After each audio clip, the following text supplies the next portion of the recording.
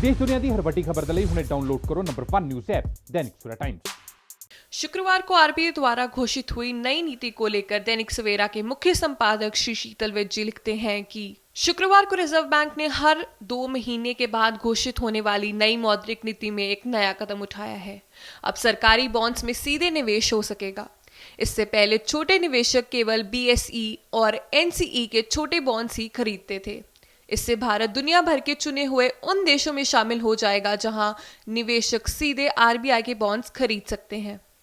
छोटे करदाताओं के लिए ये नियम भी सरल करने का फैसला किया गया है, लेकिन मौद्रिक नीति की इस घोषणा में, जिसका फैसला करने के लिए 6 लोगों की टीम बनी हुई है, 3 दिन की मीटिंग के बाद रिजर्व बैंक के गवर्नर शक्तिकांत दास ने घोषणा कर दी कि रेपो रेट में कोई बदलाव नहीं होगा और अन्य दरों में भी कोई बदलाव नहीं आएगा।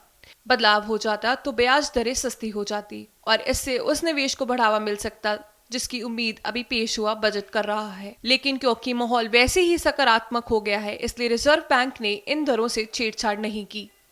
इस आर्थिक वर्ष में रिजर्व बैंक ने 10.5% की विकास दर का अनुमान लगाया है। मौद्रिक नीति में कोई भी बदलाव ना करके रिजर्व बैंक ने संदेश दे दिया कि सस्ती साख नीति के जमाने लग गए। अगर आपने होम लोन, ऑटो लोन या किसी भी तरह का लोन लिया है या लेना है तो वह अब और सस्ता नहीं होगा। रिजर्व बैंक ने रेपो रेट को 4% और रिवर्स रेपो को 3.35% पर बरकरार रखा है। याद रखें कि कोविड महामारी से संत्रस्त पिछले आर्थिक वर्ष में इस मौद्रिक नीति में रेपो और रिवर्स रेपो रेट निरंतर नीचे चले गए थे, ताकि उदार साख नीति बना देश में निवेशकों को बढ़ावा दे सके। आईसीआईसीआई के वरिष्ठ अर्थविरासतों का मत है कि मौद्रिक नीति में रेट बदलाव ना करने का ये निर्णय उम्मीद के मुताबिक है।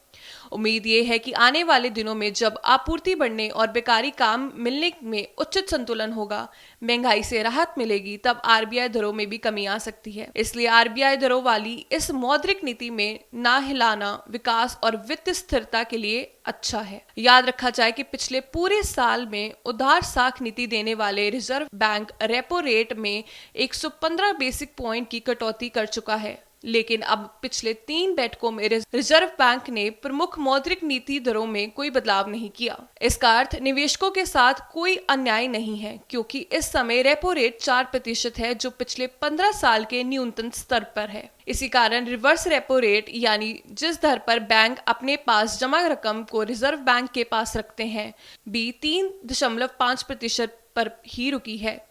रिजर्व बैंक महंगाई और ग्रोथ पर फोकस कर रहा है। सरकार का नया बजट भी ग्रोथ पर फोकस कर रहा है। इसी तरह से विकास होने पर लोन की मांग बढ़ेगी और ब्याज दरों में कमी रुक जाएगी।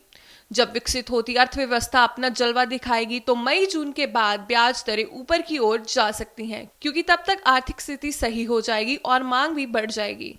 नए रोजगार अवसर प्राप्त होंगे। अर्थव्यवस्था यूं प्रगति की ओर बढ़ती है तो उसमें ब्याज दरों का बढ़ना संभव हो सकता है। इसलिए मौद्रिक नीति कह रही है कि सस्ते लोन का ये अंतिम दौर है। इस समय चालू वित्त वर्ष की चौथी तिमाही चल रही है। महंगाई दर 5.2% का अनुमान है। पहले ये अनुमान 5.8% था। हाल ही के महीने एफपीआई ने दोनों का फ्लो लगातार बढ़ रहा है, लेकिन अर्थव्यवस्था में स्थायित्व आ जाएगा तो स्वदेशी निवेश भी उसी अनुपात सामने आएगा और इस प्रकार बेकारी की समस्या को हल करने में मदद मिलेगी। महंगाई दर भी नियंत्रण हो जाएगा। शीतल विज।